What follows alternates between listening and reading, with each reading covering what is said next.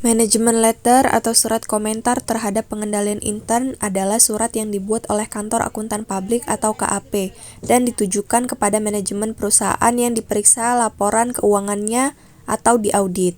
Surat ini berisi informasi mengenai kelemahan dari pengendalian intern perusahaan, baik material maupun immaterial weaknesses, yang ditemukan selama pelaksanaan pemeriksaan disertai dengan saran-saran perbaikan dari KAP. Manajemen letter memiliki beberapa manfaat, antara lain, yang pertama bagi klien dapat mengetahui kelemahan pengendalian intern perusahaan, mendapat saran perbaikan dari KAP dan mendapat kesempatan untuk belajar bagaimana membuat manajemen letter yang baik. Kedua, bagi KAP dan staf atau anggota tim pemeriksa, KAP membantu membatasi tanggung jawab akuntan publik seandainya di kemudian hari kelemahan dalam pengendalian intern mengakibatkan kerugian bagi perusahaan, dan mendapat kesempatan untuk mempelajari pengendalian intern di berbagai macam atau jenis perusahaan serta bagaimana membuat manajemen letter yang baik.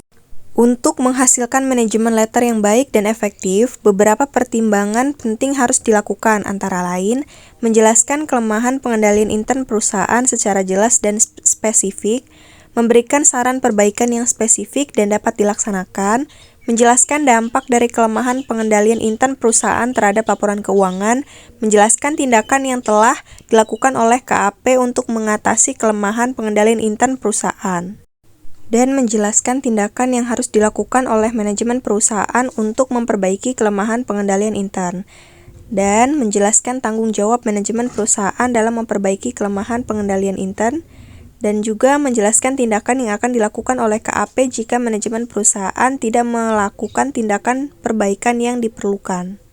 Beberapa langkah membuat manajemen letter yang baik dan efektif. Yang pertama, mengumpulkan informasi. Kumpulkan informasi tentang kelemahan pengendalian intern perusahaan yang ditemukan selama audit, baik kelemahan material maupun immaterial. Informasi ini dapat diperoleh dari hasil pemeriksaan, wawancara dengan karyawan, dan dokumen-dokumen perusahaan. Yang kedua, menjelaskan kelemahan pengendalian intern perusahaan secara jelas dan spesifik. Jelaskan kelemahan pengendalian intern perusahaan secara jelas dan spesifik sehingga manajemen perusahaan dapat memahami masalah yang dihadapi dan dapat mengambil tindakan yang tepat. Untuk dilakukan riset kompetitor. Yang ketiga, menjaga waktu yang tepat. Manajemen letter harus tepat waktu, timely, sehingga perusahaan masih sempat melakukan perbaikan-perbaikan dalam pengendalian internnya. Jika manajemen letter terlambat, maka kemungkinan besar kelemahan-kelemahan dalam pengendalian intern sudah mengakibatkan terjadinya kesalahan dan kecurangan yang merugikan perusahaan. Manajemen letter harus tepat waktu atau timely, sehingga perusahaan masih sempat melakukan perbaikan-perbaikan dalam pengendalian internnya. Jika manajemen letter terlambat diberikan, kemungkinan besar kelemahan-kelemahan dalam pengendalian intern sudah mengakibatkan terjadinya kesalahan dan kecurangan yang merugikan perusahaan. Manajemen letter juga harus ditulis dengan menggunakan bahasa yang baik, halus, dan tidak menyinggung perasaan orang lain. Contoh manajemen letter audit yang dapat ditemukan di internet. Yang pertama, sampel manajemen letter atau CDFI Fund. Yang kedua, sampel manajemen letter District School Boards, Florida Auditor General.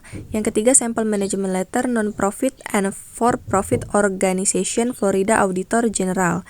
Dan yang keempat, Auditors Management Letter atau HUD, dan banyak lagi.